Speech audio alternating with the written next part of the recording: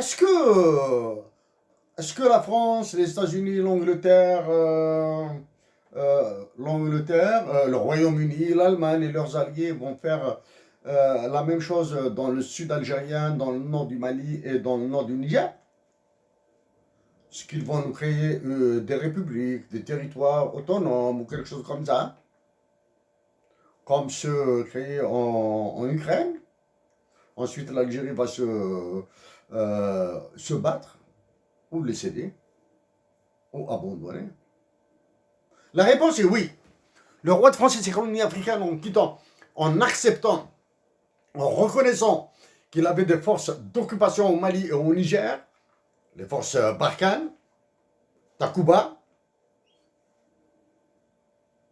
et en sachant que le Mali est en voie de partition, de même que le Niger, donc il nous prépare à la partition du moins, ils veulent amputer l'Algérie de son sud, qui est très riche, la région la plus riche, la plus riche d'un point de vue anthropologique d'abord. Les Amazirs, les Touaregs Amazirs sont là-bas. Ce sont nos frères et sœurs. Ce ne sont pas les bro comme dirait Mohamed Yahya Terhmarbi. Mouahia, Terhmarbi. Donc c'est là-bas. Maintenant, la coopération algéro-américaine dans le sud de l'Algérie. Nous allons reprendre après un autre communiqué qui remonte à assez longtemps, après la visite de Thomas Esper, quand il est venu en Tunisie, Algérie et Maroc. Thomas Esper, c'est le secrétaire d'État à la Défense. C'est parce que lors de sa visite que nous avons signalé la présence de la Team 6 of the Navy SEALs.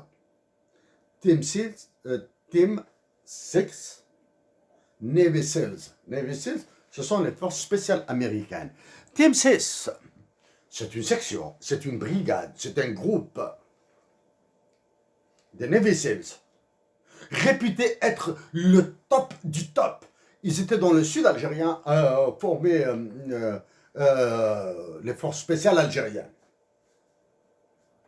Pour former les forces spéciales algériennes, c'était dans le sud. Quand nous avions signalé ça, à partir de ce jour-là, l'information militaire a complètement disparu des journaux, de l'APS, etc. Et depuis ce jour, celui qui se prend pour le chef d'état-major là est absent.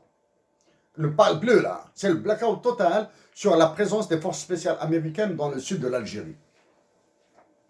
Nous sommes au Canada. Les États-Unis d'Amérique sont à côté.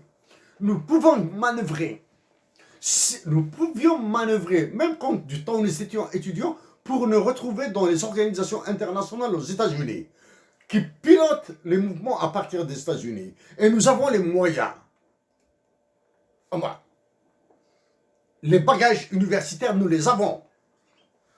Pour rejoindre des organisations internationales à partir des États-Unis d'Amérique, qu'il s'agisse de la NET, celle qui a déclenché le mouvement dévastateur, l'un des déclencheurs du mouvement dévastateur en Algérie, du Hirak, ou bien de la Rand Corporation, ou bien de la Banque mondiale, de l'FMI.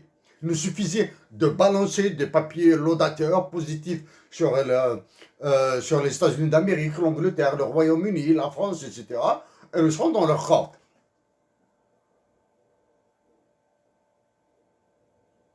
Non, il ne va pas ça. Hassan Ahmed, il avait les moyens d'être ministre aux États-Unis d'Amérique. Probablement avec toute l'ouverture qui caractérise les pays anglo-saxons, les États-Unis, l'Angleterre, l'Australie, la Nouvelle-Zélande. Hassan Ahmed aurait pu être vice-président de l'un de ces pays, ou bien Premier ministre. Non. Il y a des éthiques, il y a des convictions. Pour faire un travail pour notre pays, pour notre patrie. C'est elle qui nous a élevés, même si notre patrie nous a élevés dans des conditions difficiles, mais nous l'aimons. Revenons à la coopération. Donc les Américains ont besoin de l'Algérie pour se défendre. c'est-à-dire la défense des États-Unis d'Amérique, en plus d'être intérieure, elle est extérieure.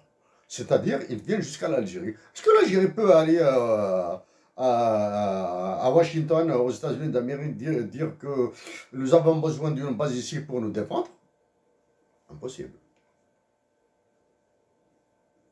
Maintenant, si les États-Unis d'Amérique ont besoin de l'Algérie comme zone de défense, comme base de défense, il faut d'abord que ceux qui décident pour l'Algérie acceptent. Étant donné ce qu'ils sont, absence de courage politique, absence de patriotisme, absence de légitimité, incapacité d'aller consulter la nation algérienne, puisqu'ils n'ont absolument rien à voir avec la libération de la patrie.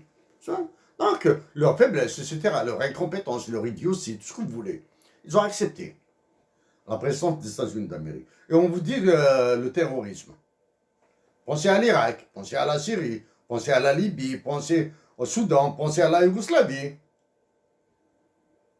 Voilà. Donc les États-Unis. Maintenant, si les États-Unis ont besoin de l'Algérie pour sa défense, se défendre contre qui? Elle se défend contre la France. Ah oui, contre la France. Il faut qu'elle chasse la France de l'Afrique là. Elle l'a chassée du Cameroun. Elle vient de la chasser du Niger. Les Nigériens ont cédé. Ils ont offert des bases aux États-Unis d'Amérique. Et là, maintenant, actuellement, les autorités nigériennes à qui nous nous sommes adressés commencent à dire que le Mali est un problème. Ils veulent sécuriser la frontière entre le Niger et le Mali. Au lieu d'en faire une zone de paix et de développement, non, c'est un problème. Mais maintenant, en faisant. Donc, il y aura un problème identique avec la frontière de l'Algérie. Voilà. Donc, terrorisme. Alors que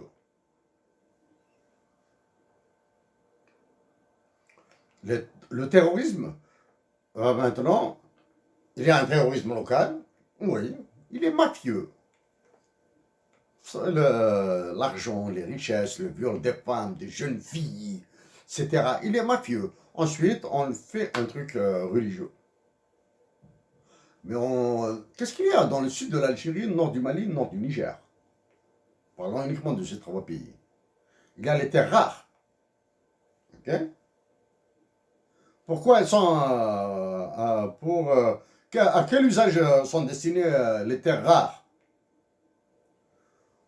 Aux batteries des véhicules électriques, aux ordinateurs de 6e, 7e génération, les ordinateurs quantiques, etc.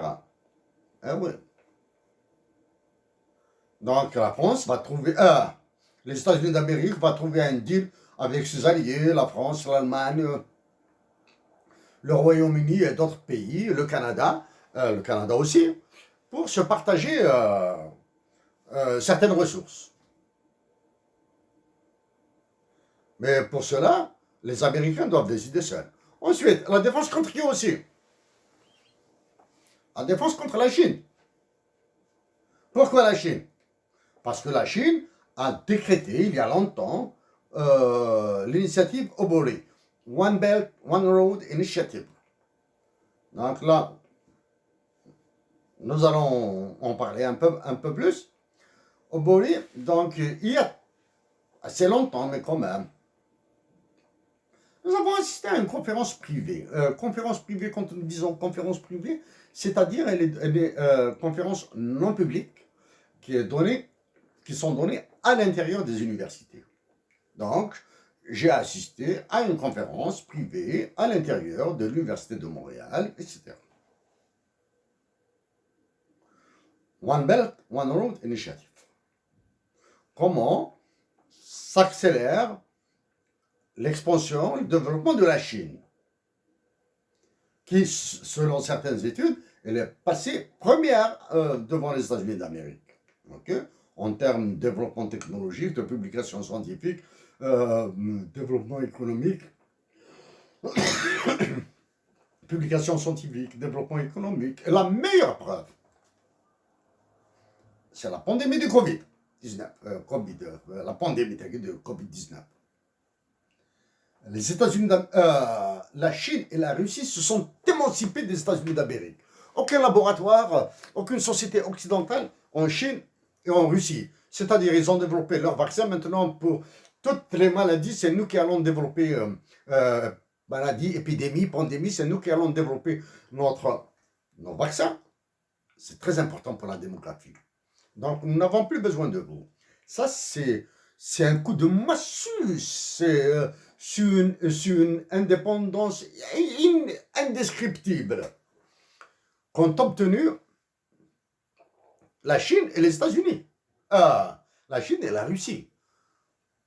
Plus besoin de votre armement, plus besoin de votre finance, pas besoin de vos ressources naturelles, pas besoin de vos vaccins, pas besoin de vos médicaments, pas besoin de vos universités, pas besoin de vos agences de notation des investissements, pas besoin de votre marché de change. Marché de change, parce que nous pensons qu'une crise de change s'annonce. Elle va se produire, elle va s'ajouter à celle de 2009. Donc les États-Unis d'Amérique, ils vont se battre contre la Chine, contre Obori, One Belt, One Road Initiative. Nous disons aux crétins de la présidence de la République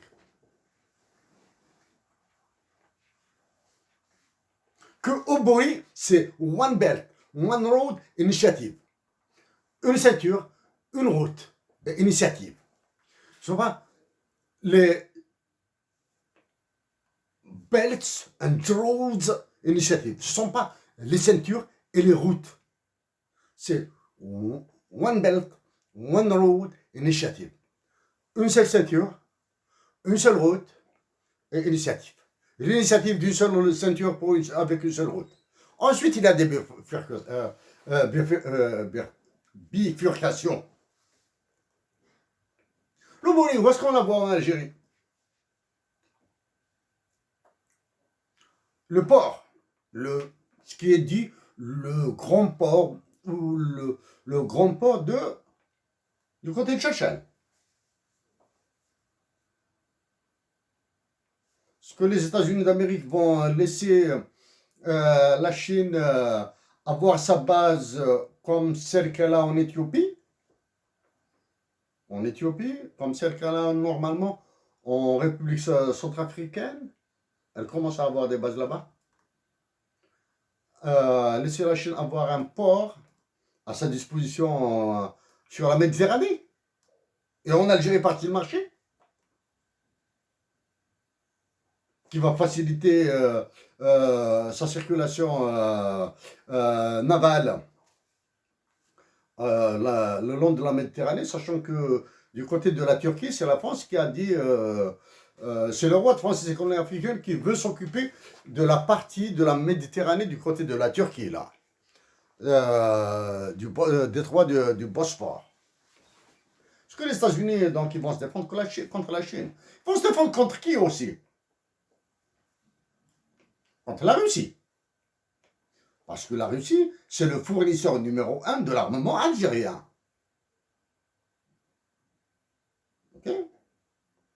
Donc, conclusion, si nous devons nous battre, si la Chine, la Russie, la France et les États-Unis doivent se battre, ils vont se battre en Algérie comme ils sont en train de le faire en Ukraine.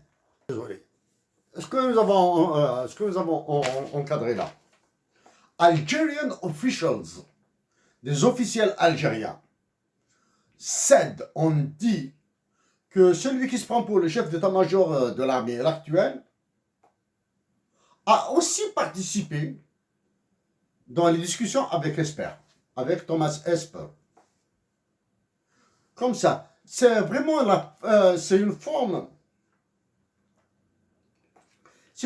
insultante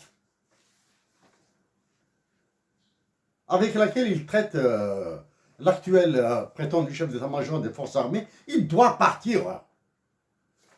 Bon, c'est en 2020. Hein? Before arriving at the presidential office, Esper placed a wreath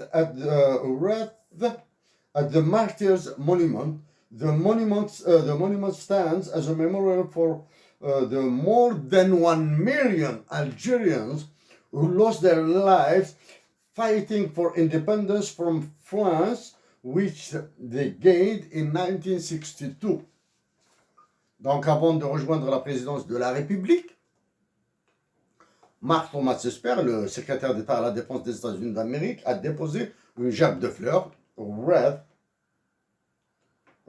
at the Martyrs Monument, au monument de martyrs, Madaniya, sans oublier. Makam Jahid. Le monument stands a été érigé à la mémoire de plus de 1 million. Regardez. Hein. For the more than 1 million. For, pas 1,1, pas 1,5, pas 0,8 million, mais pour plus d'1 million. Algériens who lost their life, qui ont perdu la vie durant la bataille, lutte pour l'indépendance de l'Algérie, à partir de l'indépendance de l'Algérie de la France, qu'ils ont gagné en 1962. Là, vraiment, c'est la dernière phase. Ah, c'est impossible. Comment les États-Unis d'Amérique vous donnent du mépris comme ça, ils vous le distribuent pour des pays. Premièrement, le niveau de ceux qui sont venus en Algérie, sous-secrétaire d'État,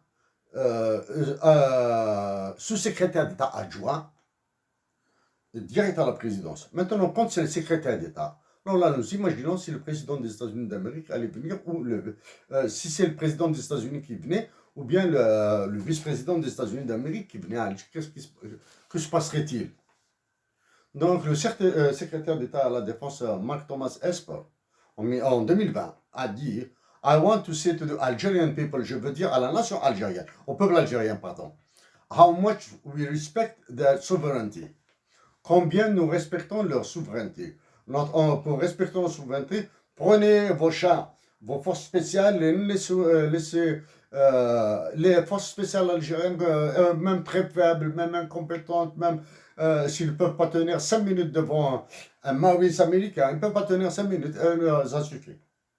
Souveraineté. How much we respect their sovereignty, we enjoy their cooperation and admire their history. Nous apprécions leur coopération et nous admirons leur histoire. Pour admirer notre histoire, ça, il a entièrement raison.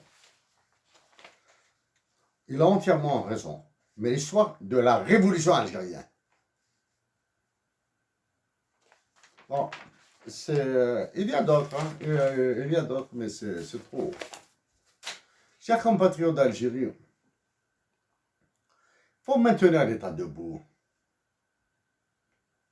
Il faut maintenir l'État debout. Sinon, oui, nous avons tous perdu confiance dans celui qui se prétend être le président de la République, dans un état-major complètement déliquescent à croire. Il est en lambeau et qui continue à se maintenir au lieu de rentrer chez eux.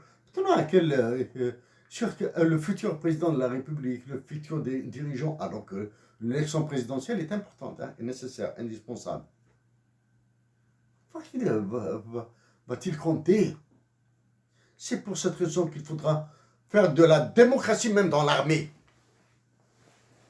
La démocratie dans l'armée. Mais l'armée ne doit pas se mêler de la démocratie civile. Non, non, non. Démocratie à l'intérieur de l'armée. Laissez les officiers, les officiers subalternes qui sont en train de souffrir, de galérer avec les sous-officiers et les soldats. Ils sont en train de galérer, de souffrir. Et chapeau, ils maintiennent l'Algérie unie, du moins, intègre territorialement, alors qu'ils sont gérés par des va-nu-pieds.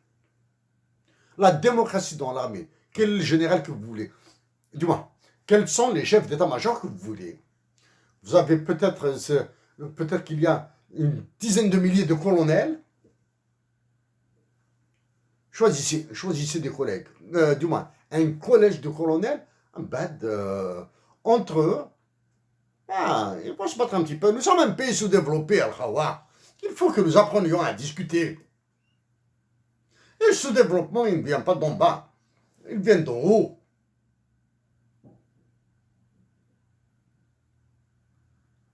Le sous-développement vient d'en haut, il vient des politiques publiques. La libération part d'en bas. Elle s'impose comme politique publique. Les ravages de l'école fondamentale, les ravages de l'arabisation, les ravages du FMI dans l'armée, et avez-vous vu avez-vous lu un livre fait par un général algérien, par un colonel algérien, qui parle de l'efficacité de l'armée, de l'organisation de l'armée, des objectifs, de la formation? Rien de tout ça. Nous avons à reconstruire tout ça, nos chers compatriotes, avec notre cœur pour vous tous. Avec notre cœur pour vous tous. À la